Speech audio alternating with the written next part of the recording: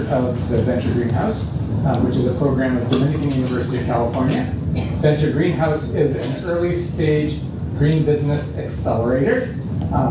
Perhaps in the networking time after this, if you have questions or want to talk about Venture Greenhouse, I'm happy to do that. But really what we're here today to do is to help entrepreneurs and prospective entrepreneurs and people in some way or other involved with entrepreneurship to network with each other and also to learn from the experiences of people who've been successful in the entrepreneurship space. And over the coming months, we'll have people who have started companies that have been successful in those companies, as well as people who help on the funding side of companies and others who are kind of critical components of that entrepreneurship ecosystem. So we're very honored tonight to have with us Jim Lavelle. And Jim Lavelle is his chief, what he's mostly known for is the fact that he's on the steering committee of the Venture Greenhouse. But he's done a few other things too. So I'll let you know a little bit of what he's done, and then you'll find out a lot more about him through dialogue that we'll be having. And then we'll open it up for you to be able to ask questions as well. So Jim currently is Chairman and Chief Executive Officer of LightBeam Energy. LightBeam Energy is an independent power producer of clean, renewable energy. And he's based here in Sausalito. LightBeam Energy's focus markets include distributed generation of solar and wind power, large-scale energy efficiency programs for municipalities, especially in special utility districts in the state of California.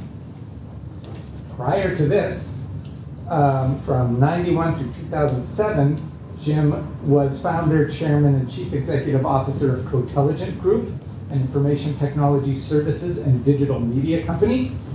They were the first and most successful consolidation company, bringing together a lot of what were previously smaller businesses and startups in the information technology services arena at that time. And through Jim's leadership, they were actually brought to an IPO, and within 2 years of its IPO on NASDAQ in February 1996, they were listed on the New York Stock Exchange. So 2 years, NASDAQ went right to the New York Stock Exchange. If you know anything about startups, that's pretty unheard of.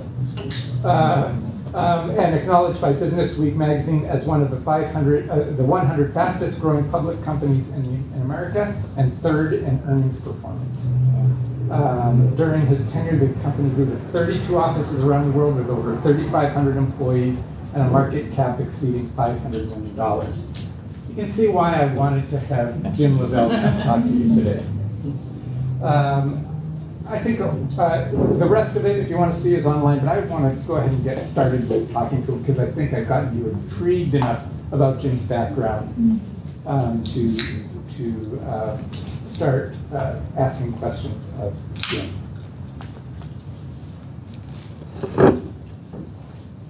So let's start at the beginning, Jim. Tell us, how did things get started? What kind of upbringing did you have? Where did you grow up? Tell us a little bit about your early years. Well, can you hear me? I like to say that actually I've never grown up. I'm still in the process of growing up. Is that actually on? I want to make sure. It's not? I don't think so. There's a switch here. It is switched on. I think we need to turn it up a little bit more, Matt. Okay. I was born in San Francisco, and my father worked for a large international paper company called Crown Celligent Corporation. And my mom was a mom. And my mom and dad and sister and I lived in the Bay Area until I was 9. And then my dad was transferred to Southern California, to Los Angeles. And my family moved to Orange County in 1959. And I lived in Orange County from 1959 to 1969. So I really lived a very kind of normal and comfortable youth. and spent a lot of time at the beach. I started surfing when I was 9 years old, and still very much enjoy the kind of the ocean and beach life. Yeah. So was there anything in those early years that might have indicated that in the future you might be someone who would be like wanting to start your own company, kind of create your own road that you'd be going down? John, my parents encouraged me to be independent. So I got my first job when I was 12 years old. I realized relatively early on that my initiative would help me to make money to do things that I wanted to do. And that if I didn't take the initiative, then I'd have to sit at home and watch my friends out, doing things that I wanted to enjoy. Unlike some of my friends whose parents were a lot more generous with them, my parents really insisted that I get a job. And really instilled a sense of values in me from the time I was very young. So I think that the values imbued in me at an early age, and in my connection between initiative and making money to do things that I enjoy doing, was something that very early on influenced me. Yeah, that sounds important. And then you graduated from high school, presumably, and went to college. Could you tell us a little bit about that and what you studied in college and what kind of influence that had on you? Sure.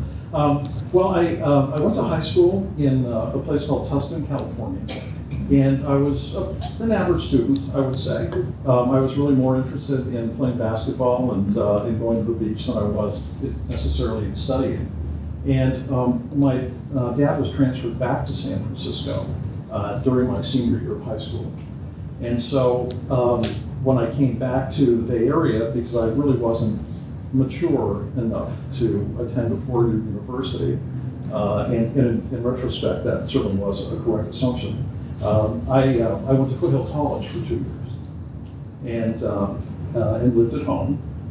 Was not necessarily the happiest time of my life, but it certainly was a transitionary time when I was able to focus more on my academics and less on kind of my social life and my recreation. And it really helped to prepare me for a higher education experience, and that experience happened to be at University of California, Santa Barbara. And some might say that a serious school. Exactly, at that time especially. And Santa Barbara, they could have been characterized during that period of time as a kind of an extended high school education, because it was really somewhat of a carefree university environment. On the other hand, academically, it was a great experience for me personally, and also it was a great experience socially, because I became involved in the student movement, and because of my involvement in the student movement, I became one of the editors of the UCSB daily publication, The Nexus. I became president of the university dormitories during my senior year at the university. And I was very active in the student movement, began speaking before lots and lots of people about things that I believed in. And that was really the first opportunity that I had to participate in leading. And it was something that I really very, very much enjoyed and carried forward through my life and my career. Yeah, so that really set the tone for recognizing that you had not only leadership potential, but it's something you really enjoyed. Yeah, exactly. Yeah. And what did you study there?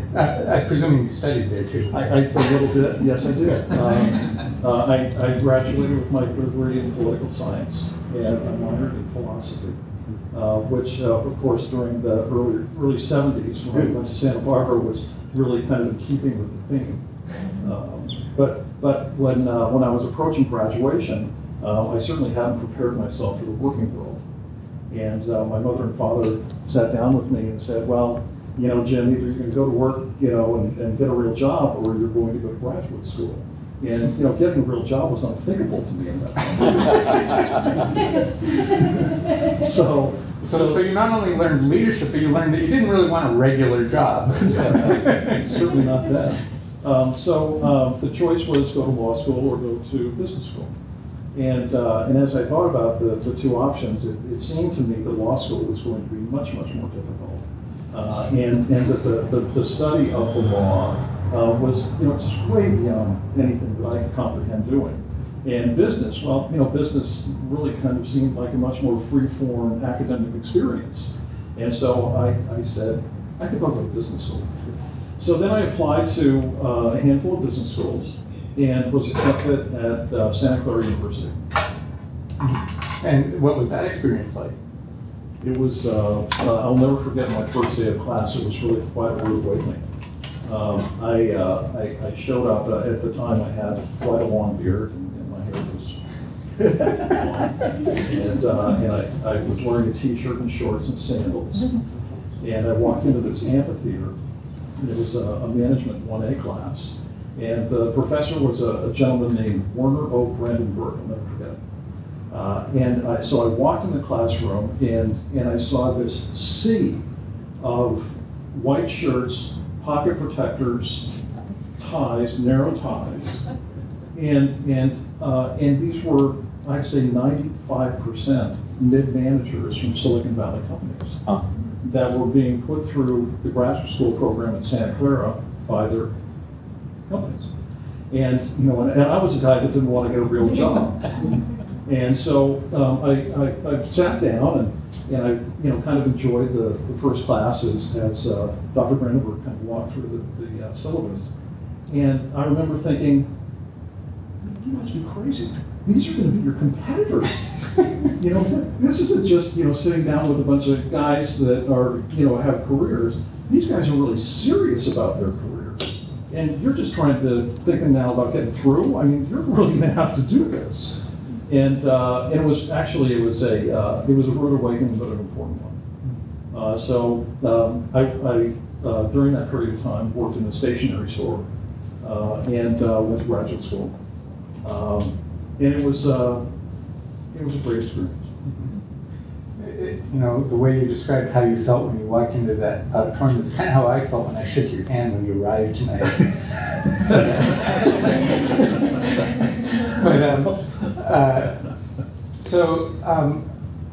So you were working during this time, yeah. And so it wasn't that you didn't have a work ethic. You obviously had that from a very young age. Well, I always worked, but I worked at things that I liked. Mm-hmm. I just couldn't see getting like a 9-to-5 job at a corporation.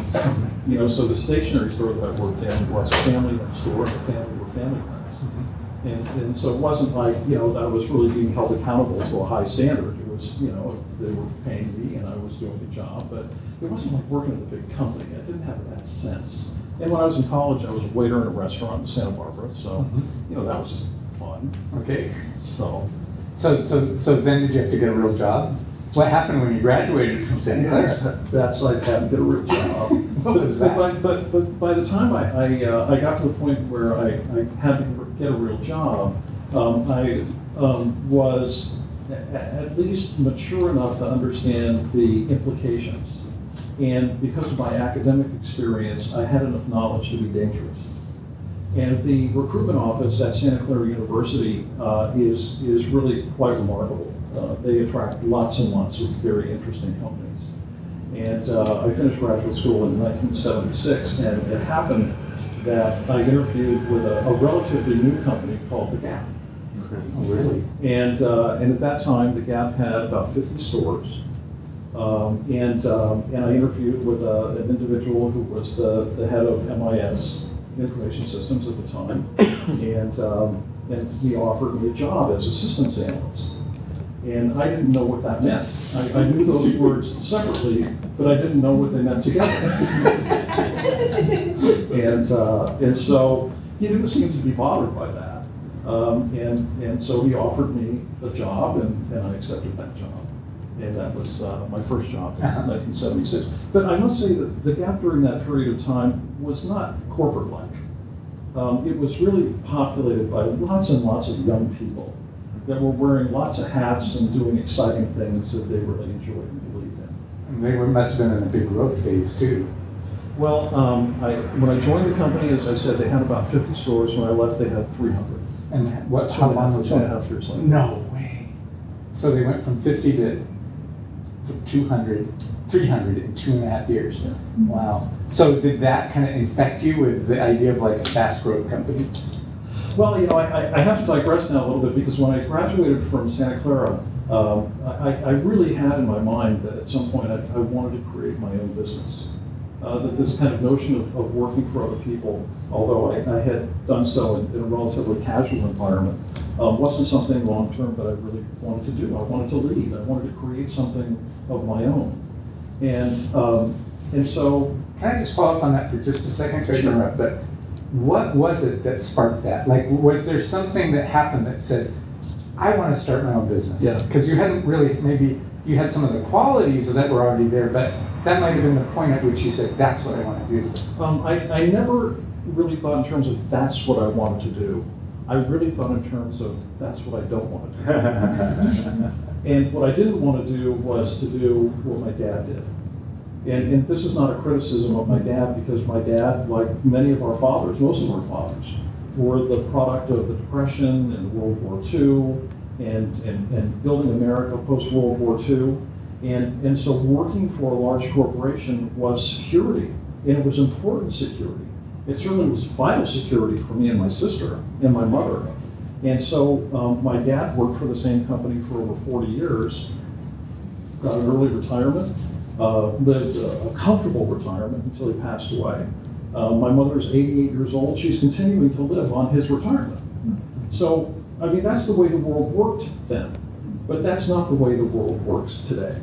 And as I was kind of looking out from when I finished graduate school and thinking about my dad's experience, I just really realized that the only person that I can really depend upon to create security is me.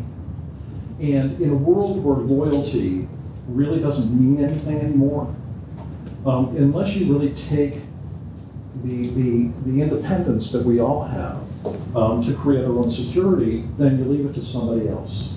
And when you leave that kind of control to somebody else, in my opinion and in my experience, you set yourself up for, in some cases, some really unfortunate and difficult challenges. And increasingly so. Increasingly. Yeah. So then you graduated, but you went ahead and got a job at the Gap, worked there for 2.5 years. So when I finished graduate school, I told myself that I was going to get as much experience as I possibly could over the following 10 years. And then hopefully be in a position where I had some sense of starting my own company. Of what that might be, I had no idea. I wasn't necessarily striving for job security, I was striving for job experience. So when I started at the Gap, I worked in systems, and then I was transferred into the finance division. And when I left, I was an assistant controller. And then I wanted to try something different. And I never wanted to be a finance guy, because my bent has always been more kind of on the sales side and the marketing side than on the finance side. But I also realized that business is finance. And if you didn't understand or don't understand finance, then there's no way to effectively manage anything that you create or build. And so after the Gap, I went to work for a startup division in what was a troubled company called Memorex Corporation. And the startup business was called Memorex Home Video. And it was in the infancy of VHS and Beta. And I was hired by the general manager, who was a young Stanford MBA.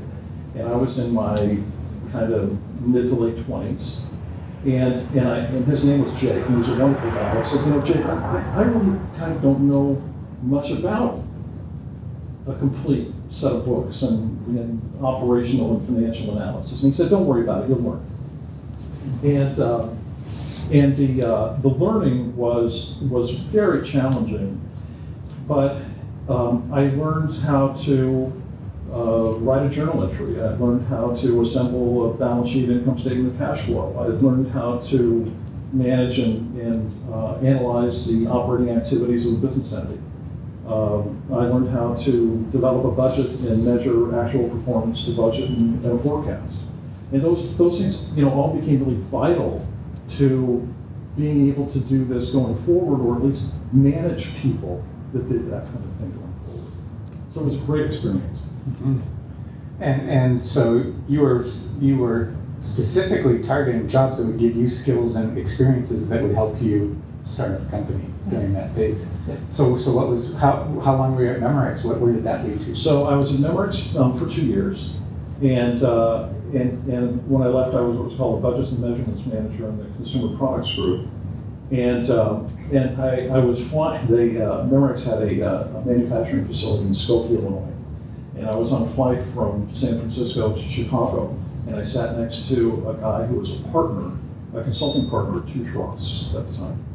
And we had a wonderful conversation, and he told me about what he did for a living and how he worked in lots of different companies and lots of different markets and lots of different industries, and he kind of blow in and provide his expertise and then pull out and go someplace else, and he had this big public accounting firm name behind him that gave him instant credibility with his clients. And I thought, that sounds like that would really be fun. And by that time, because I'd worked in a retail environment, kind of understood how retail distribution worked, and worked in a cost accounting environment and understood kind of how a full set of books works and the IT implications of all that, I called a friend of mine who was a headhunter, and I asked him if he ever recruited for the international public accounting firms, and he said he did. So my next stop was at a firm called Price Waterhouse. Little firm. Yeah. And so then you moved into the consulting world, Yeah. which is, in a sense, it is a transition Yeah. towards being your own boss. I mean, you were then responsible for accounts and were more independent. Could you tell us a little bit about what you learned from that? Well, at that time, many of the professionals on the consulting side came up with and didn't actually have the kind of behind-the-desk experience when they went out and they met with clients, which to me was vital. I mean, how could you tell someone how to do something better if you've never done it yourself? And so I found that I was put into lots of really interesting situations. But on the other hand, to be successful in a professional services firm, regardless of whether it's a law firm, engineering firm, or accounting firm, part of your responsibility is practice development. And that means you have to be able to sell more work. And that was something that I was able to develop some proficiency in doing. And so between selling new work and being able to conduct engagements and manage staff, I was able to fortunately demonstrate my value. And that was something you mentioned before that you had already identified that sales and marketing was really more of an interest for you. That you learned that in school. Now you're having a chance to practice it and discovering you were pretty good at it. And had some success. I guess so. Yeah. And how long were you there? I was there for 2 years. Then I was recruited. A lot of 2 years I'm hearing here. Well, it's because I only had 10 years to get all this experience. I was running out of time. That's right. So I was recruited by another international public accounting firm that's now KPMG, and I assumed regional responsibilities for finance and IT at that firm in the Western region. So I had more responsibility, but I was kind of doing the same kinds of things, just in different places. But it was also where I became very familiar with how the information technology services business worked, which I didn't really kind of understand before I was put into that role. And in that role, were you more in a management role too? Did you have more direct reports, or was it? Yes, Okay. but I think as you work up the professional services firm ladder, you do tend to spend more of your time managing staff. Right. Larger staff organizations on a project-by-project basis than actually conducting the work. Right. Which frees up more time to do practice development. Right. And so there's certainly a lot that you gained, I would imagine, from that experience as well. Yes. How to be a good manager and how to. I have to say, I'm not sure I've ever been a very good manager. Okay. But I have a good sense of humor. That's part of it. That's okay. Exactly. And so you were there for 2 years? I was there for 2 years. How did you know? I don't know, just intuition. And then? Well, the partner in charge. I think 2 years left, I think, for your 10 years at this point. I was getting close. The partner in charge invited me to his office one day and said, you're up for the partnership. And I never aspired to be a partner in a public accounting firm. You know, I aspired, as I've said, to get as much experience as I could and learn as much as I could to do it myself one day. And I said, you know, Jack, that's really a kind offer, but that's not my aspiration. And if that's the next step, then I think you should probably give it to somebody else that deserves it, and I should leave. And he said, I'm shocked.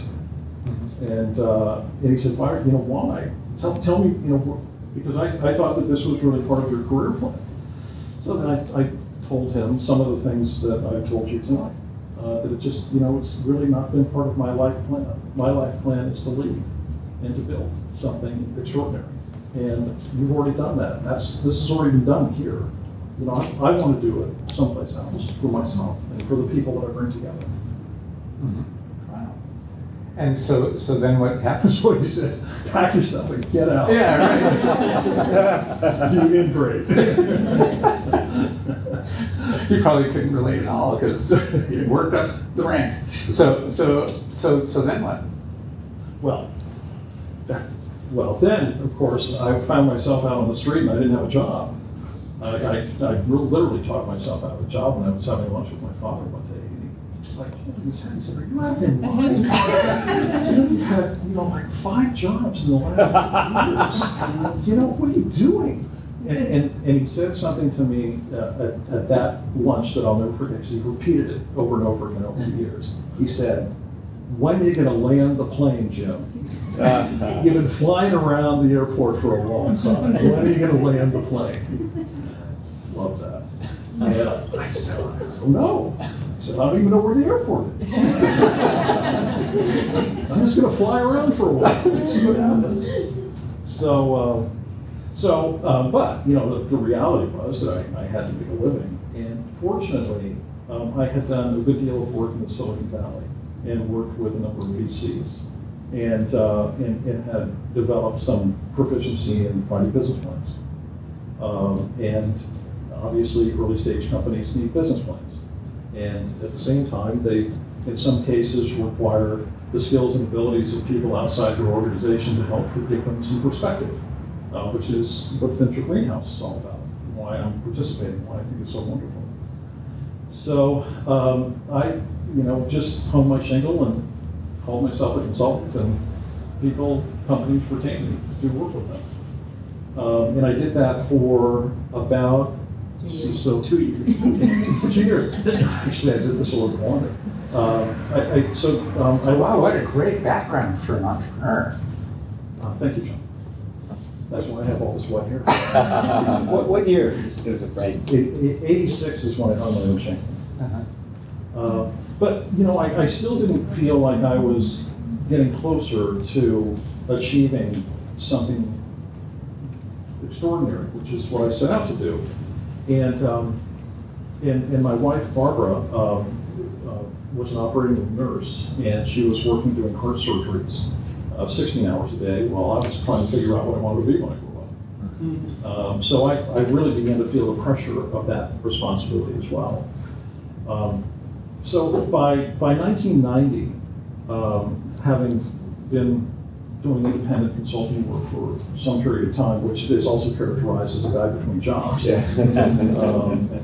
I read an article in September of 1990 in a business publication about companies called consolidation companies, and the companies that were mentioned were companies in the healthcare business, waste business, ambulance services, a variety of highly fragmented markets, and how businesses were being created by merging lots of small guys to create a bigger guy, and then once a critical mass was achieved in value, to take that entity public and use the public's cash and stock to go out and buy more.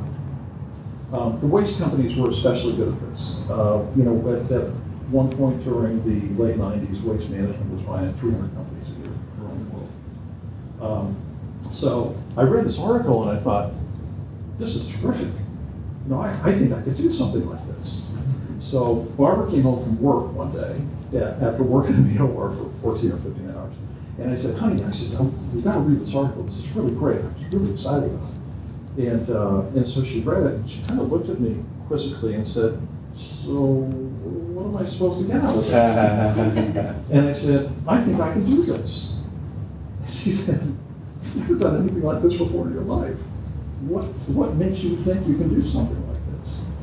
And in the article, it described an individual that wasn't necessarily part of any of the entities that came together, but was the nucleus of bringing them together. And that individual was called a promoter. And the word promoter has many negative connotations. Actually, this was the first I'd seen that had a positive connotation. So I said, I think I can be a promoter. And she kind of looked at me and she smiled and she shook her head. And she knew that I had been looking for something that would really drive my passion. And she said, is this your dream? And I said, yeah, this is my dream. And she said, well, we gotta do it. So we did it. Wow. So I started it in September of 1990, and the process was focused on consolidating the IT services market. And what I'd known about the IT services market was that there were over 4,000 independent private companies in the US that were generating over $1 million in revenue each. And there were only 3 big global companies in the IT services space at that time.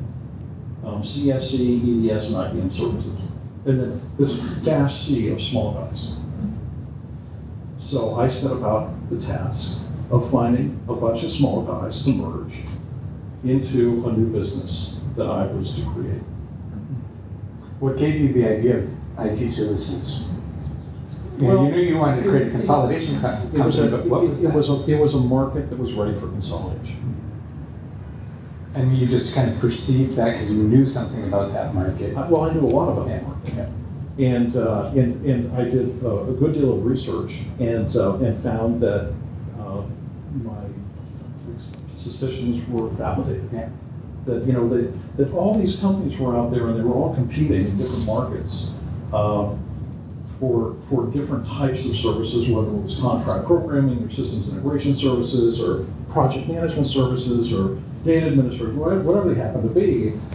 But there was no clear path to liquidity. There was no easy way for the owners of these companies, once they decided they didn't want to work anymore, to continue. And so, I thought, well, if I can frame a structure where they can participate as equals, and in that structure, conceive of something that is very different than any other business structure that has been promoted before. And this was a structure that I thought about when I was in graduate school, but I never kind of thought that it would be real or it could be real. And the structure was a corporate democracy. And I thought it would be extraordinary to be able to talk to the owners of these successful businesses about becoming part of something greater, where they wouldn't be working for one another, they would all be equals and working to build more and more and more value together as equals. And so that was the concept. Wow. So I imagine you faced the classic entrepreneur's dilemma. You had a great idea in an area where you might not have had credibility necessarily directly from, you had never started at one of these companies before, but you had this vision. So how was it talking to those first people? How did you convince them that your crazy idea, what probably seemed to them a crazy idea, could actually work? What was it that convinced them? Or how did you do that? Yeah, it was a crazy idea. I mean, I'm serious. It was really a crazy idea. And a good deal of it had to do, and you and I discussed this before, with learning what I call the script. And the script was being able to articulate in a very clear and compelling way the value proposition that I was proposing, and how it was distinguishably different and better than anything they'd ever seen before.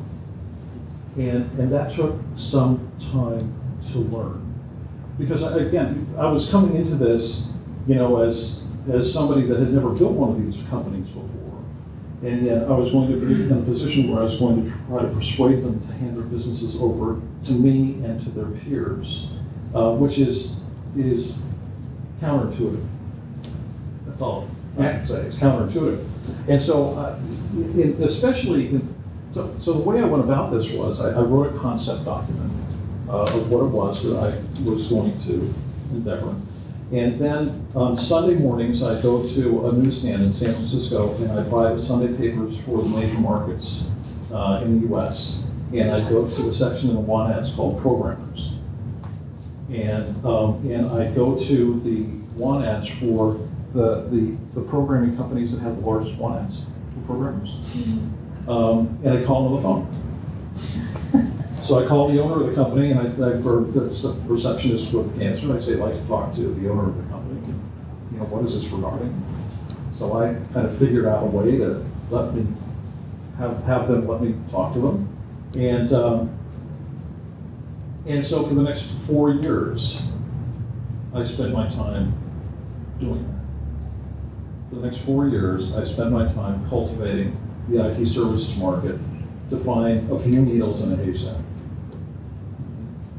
And did you kind of like get them kind of like interested and then get someone else interested and someone else and then kind of bring them in together? Is that Yes, yes. As I like to say, it's like Butch Cassidy and the Sundance Kid. If you can get Newman, you can get Redford.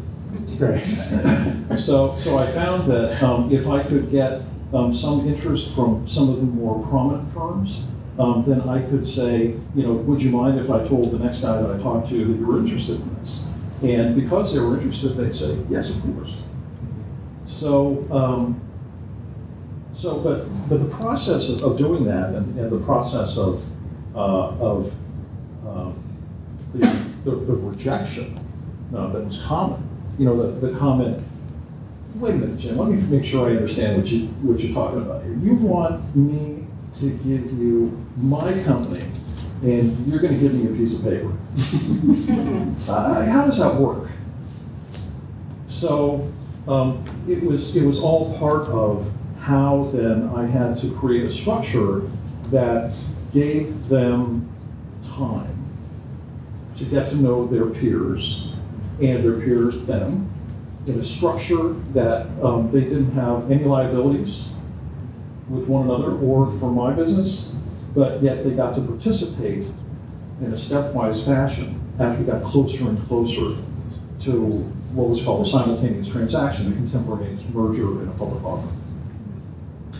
Wow. So, and that process took 5 years. 5 years. Wow. And so, and how many companies are we talking about?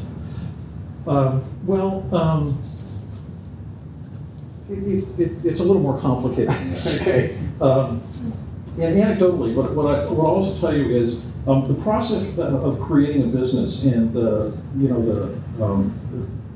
great joy and despondency that the entrepreneurs experience is just part of what happens. It's not a smooth road. It ebbs and it flows. One day it can be, the greatest things in the world happen. The next day it's like, oh my God, what am I going to do? It's all gone. And I'd like to share with you, there was a day that this was in probably April of 1993, and I just had a bad day. And my wife came home from work, and I said, I think I'm going to have to get a real job. I've been doing this for 2.5 years. I feel like I'm not getting anywhere. These guys aren't committing to this. And Barbara said, yeah, but you've come so far. You've got all these people that are really interested in what you're doing, and you got to keep going. And I said, look, I don't think I can. And she said, well, now wait a minute. She said, you just started a new California corporation, and you got a stock ledger, and you got these corporate books.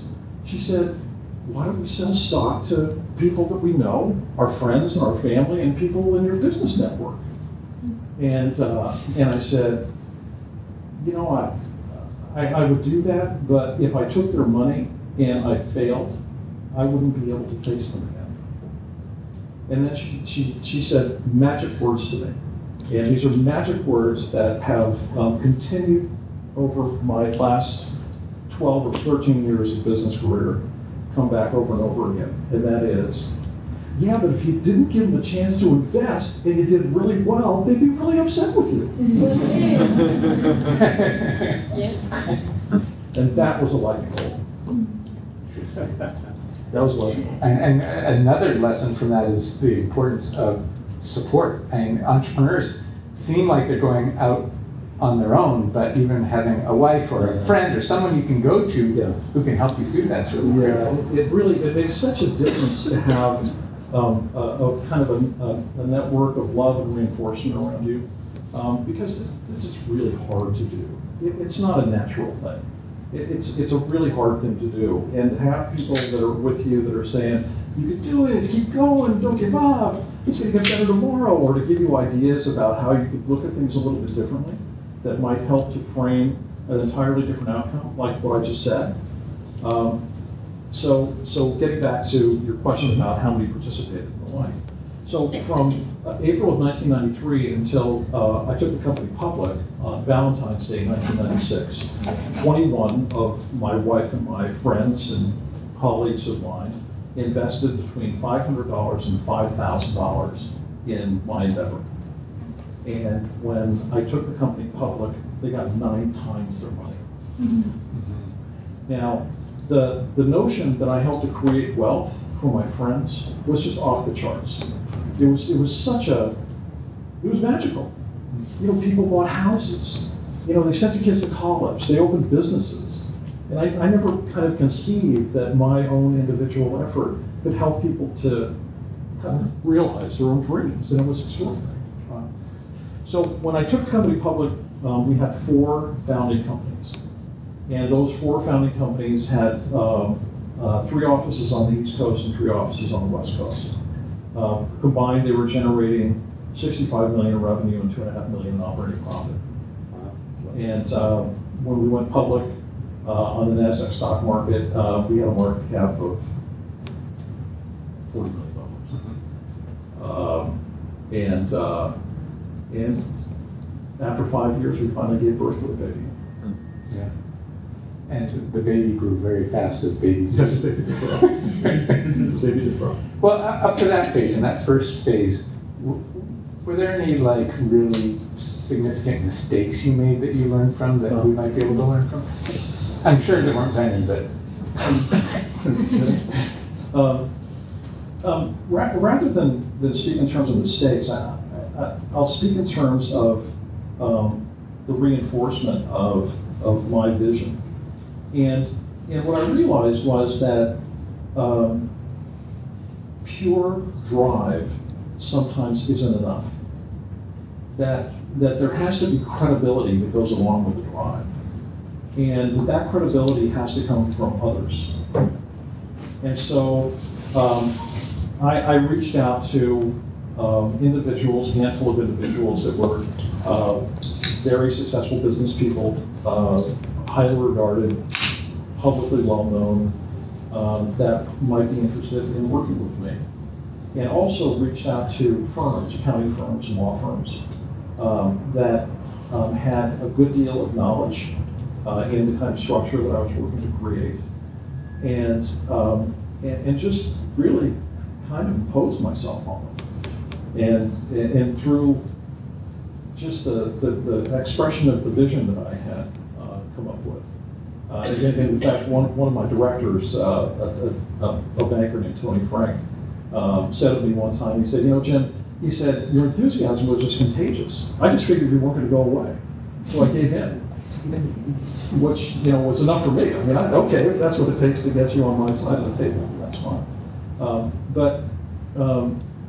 These are perspectives that help you to avoid making serious mistakes. Good, thank you. And so, describe briefly to us this growth curve. But actually, first, I'm so captivated by this conversation, I realize I have no idea what time it is. are we doing? Quarterly. Okay, okay.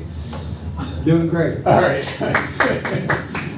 So we'll bring you through this kind of next phases, and then we'll open up for some questions from the audience. So you grew it rapidly. Yeah. Like how did you do that, and how did that feel? Well, when things go well, it's always exhilarating. Yeah. When things go badly, it's never exhilarating. The corporate democracy that was in place when we went public was based on a framework of governance in the company that was flat. It was like a confederation. The presidents of the entities that we brought together at the IPO, those that we acquired, all sat on a common council. And the President's Council then was responsible for providing the board of directors with guidance on the direction of the company, not the other way around. And that gave and also there were a handful of presidents of the businesses that we acquired that were on the company's board of directors along with outsiders. So they had a lot of influence. And it also gave the outside directors a lot of visibility over kind of how this kind of business was run. Because we thought that the best way to build a company like this was to put the decision making in the hands of the people that have been making the decisions all along. Why interfere with something that works really well? Because these were all really successful businesses.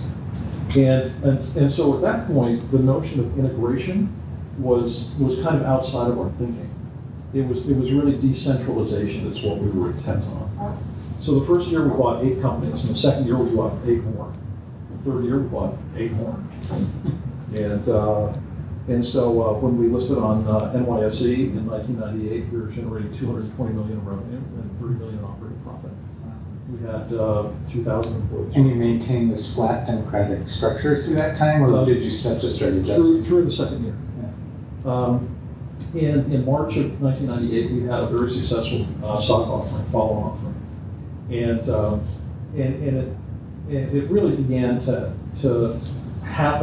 occur, that the financial pressures of performance became more important than the governance that had gotten us there. And it became more important because all of the employees of the company, the owners particularly of these companies that we bought, had large blocks of stock. And they were intent on a high stock price. They in fact, were less concerned about governance and were more concerned about stock price because this was an exit for these guys. And so, the pressures to meet the financial analyst expectations, along with this kind of fragmentation of authority, began to create challenges for the company. I'm a big believer in innovation. In your company, it was actually an innovation in your business model and your governance model that led you to that point, yeah.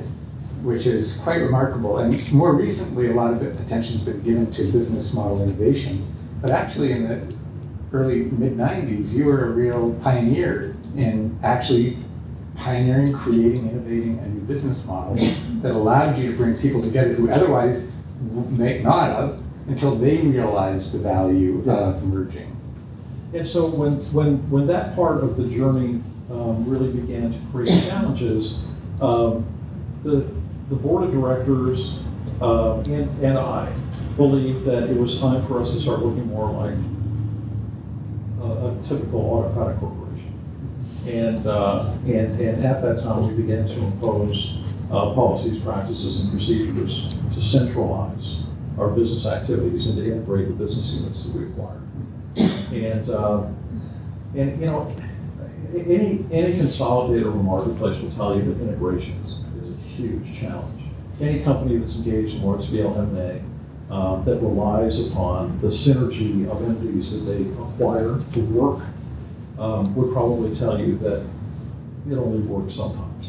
And I would say that for the most part, it works doesn't work. In March of 2000, we had 1,100 clients around the world. And we had always believed that if we had a business in Somerset, New Jersey that was doing business with M&M, and we had a business that dealt with a different division in San Francisco of M&M, that we just get M&M. You know, we'd get the whole account. But what happened was that the businesses just weren't comfortable sharing with one another. It was kind of crossing a territorial line that just generally human behavior couldn't resolve. And so even with compensation programs and all sorts of incentives, at that time we had 1,100 clients who were only doing business with 70 of them out of 2 or more of our offices. And so I think that kind of demonstrated that this whole notion of synergy really was elusive. Could you talk a little bit about your exit from that, like why and when you chose to exit? Yes. So we, because the company was under stress and we were getting deeper and deeper into our lines, our bank lines, we divested 20 of our offices in 2001 and it raised $130 million. So we paid off our debts, and at that particular period of time, we decided that we'd take a different strategy. And that strategy was really to focus on internet development. And it was, when the internet bubble was in full bloom. Unfortunately, like many consultancies, we were caught on the wrong side of that. And so as the internet bubble burst, and many of our clients could no longer pay our bills and our contracts got canceled, we found ourselves with lots and lots of people on the bench. So our utilization went way down, and when utilization goes way down and there isn't realization, then those are the only two metrics that make a difference in professional services, then your company's shrinking. And as a public company, because the scrutiny is such that you have to disclose everything, it just really has ripple effects across your entire investor base and undermines your stock price at the same time. So it was very challenging.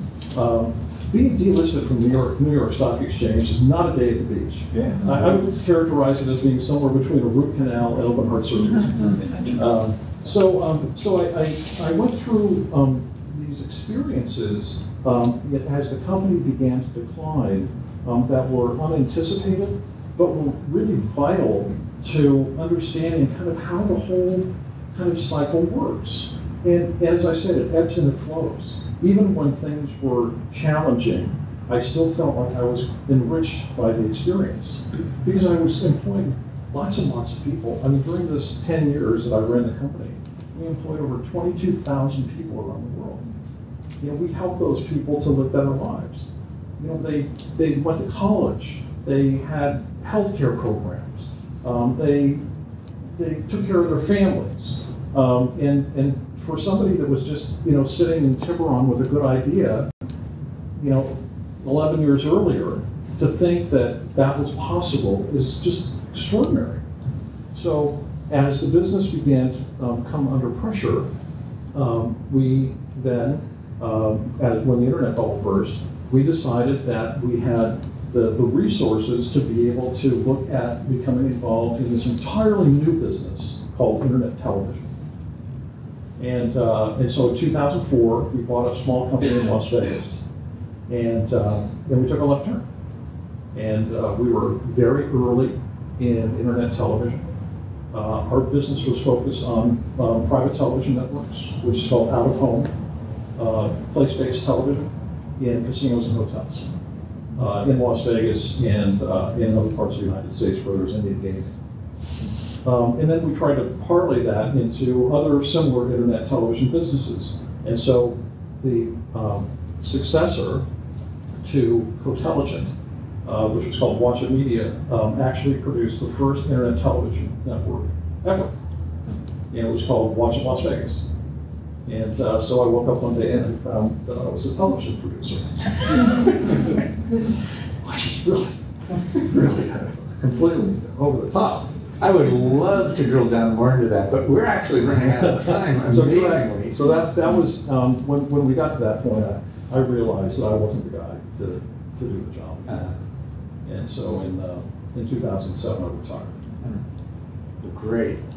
And we haven't even gotten to LightBeam Energy, but I do want to open things up for a few questions. We started about 5 after 7, so I'm going to go till 5 after 8, so just signal we got maybe 5 to 10 minutes for some questions from all of you. That was very interesting. So questions? Yeah. What is LightBeam Energy and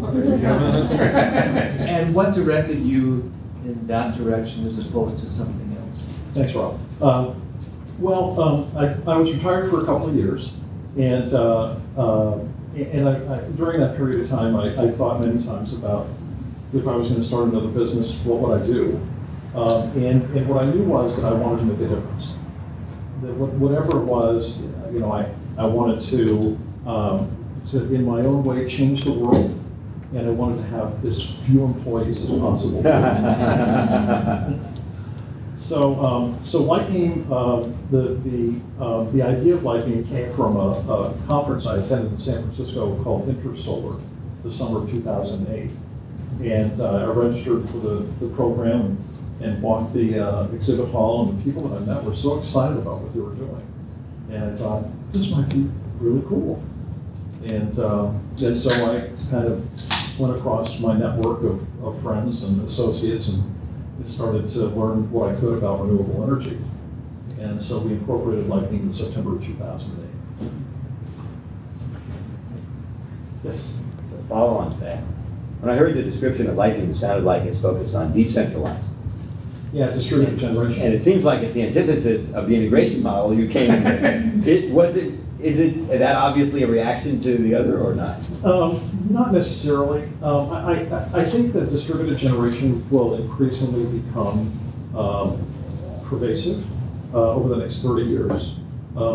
Producing energy where it's used, not centrally. And of course, solar and wind lend themselves to distributed generation. Not grid connected behind the meter. And it's also the place where you can develop utility scale projects without much intervention or interference from cities and counties and states and other jurisdictions, especially if you're using land that's owned by the user. So it's a fantastic business, wonderful business. Yes. Have you run into problems with agricultural land and agricultural zoning things? LightBeam AgriPower is in the business of providing distributed generation solar power to food processors and growers and those kinds of businesses, cold storage. So yes, we encounter some. Yes, sir. Not a question, just a reaction. For me, hearing your life story was remarkable, and for me, I think the really key moment, because I think it connected with me and Lavelle, was that meeting you had at Price Waterhouse when you were offered the partnership and you walked away. And that was really a key turning point in your life, and so impressive for you to know so much about yourself and what you wanted, that you were able to push that away. And I know that, given my own background, which it wasn't quite as picket fence as yours, for better or worse, I never felt that kind of security. I don't think I could have, and in fact, never did turn down those opportunities when they made themselves available. And it took me, until the age of 60 to finally, probably because that clock was ticking so loudly, think like, if not now, then never. So, better late than never, and I'm having a wonderful time. But it would have been nice to have been able to do that at 40 or something, and, have 20 more years of. Thank you for that. But I think again, as entrepreneurs, we all kind of have a sense of the risks and the opportunities, and we all have security requirements. We all do. Yeah. And severing ourselves in a way that could potentially interfere with that security is a very, very difficult thing to do, especially when you're supporting a family or there are others involved. So, yes. Back to kind of the beginning of Cotelligent, when you were basically a sales guy, you're trying to acquire, get these people together. I imagine there were some challenges, kind of two things. Regionally, like they probably weren't all in the same town that you lived in. So that, I imagine there's some difficulty there. And then also the value proposition that you're essentially offering them, was it purely financially based? Like here, join and we'll go public and you'll make a lot of money? I mean, because I'm struggling to see like what was beyond that. Yeah,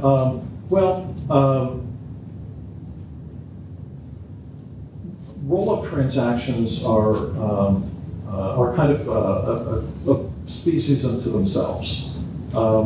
Convincing owners, successful business people, to join one another or to combine assets under common ownership is a leap of faith for successful people that don't need to take a leap anywhere. So the value proposition and the expression of the value proposition has to appeal not